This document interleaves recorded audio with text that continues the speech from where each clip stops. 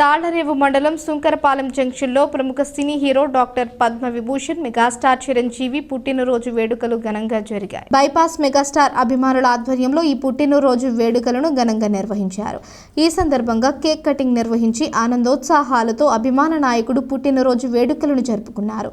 బాణసంచ కాల్చి మిఠాయిలు పంపిణీ చేశారు. ఈ కార్యక్రమంలో పరిసర ప్రాంతాలకు చెందిన మెగా అభిమానులు పాల్గొన్నారు.